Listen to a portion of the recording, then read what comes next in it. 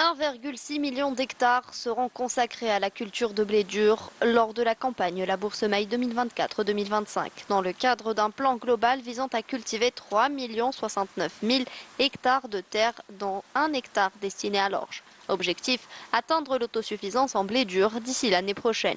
Pour ce qui concerne les dispositifs de la campagne, donc, au niveau des coopératives, donc, on a commencé la campagne à partir du mois de juin, surtout pour ce qui concerne la collecte des semences, et son nettoyage et sa préparation, et l'envoi des échantillons au niveau du Centre national de certification pour certifier ces semences.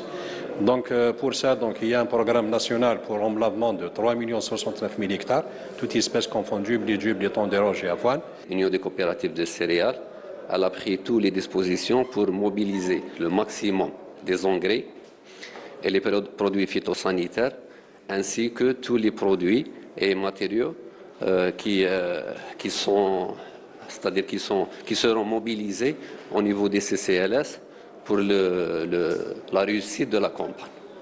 Président une réunion nationale de préparation de la campagne Labourse Maille avec les présidents des unions des coopératives de céréales et légumineuses. Le ministre de l'Agriculture et du Développement rural, Youssef Chorfa, a révélé la mise à disposition de 4,2 millions de quintaux de semences et d'une quantité suffisante d'engrais au profit de l'Office algérien interprofessionnel des céréales, OAIC, afin d'atteindre l'objectif fixé. Bon, la rencontre aujourd'hui concerne beaucoup plus le lancement de la campagne Labourse Maille qui doit démarrer avec le début du mois d'octobre. Nous sommes en train d'arrêter le dispositif d'une manière définitive, que ce soit en superficie à emblaver, les quantités de semences qu'il faut mobiliser et les quantités d'engrais.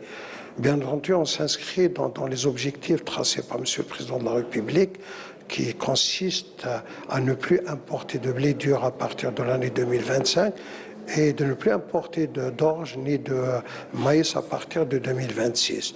Donc c'est tout un programme que nous sommes en train d'arrêter. Nous mobilisons pratiquement 4,2 millions de quintaux de semences certifiées qui vont avec les zones. Bien entendu, nous avons revu même le dosage à l'hectare.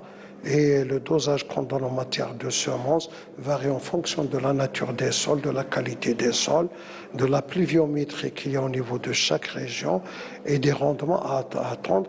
Et nous travaillons également cette année sur l'amélioration de l'itinéraire technique, que ce soit dans le dosage en semences, dans le dosage en engrais et même en périodicité d'utilisation et en innovation qu'il faut mettre.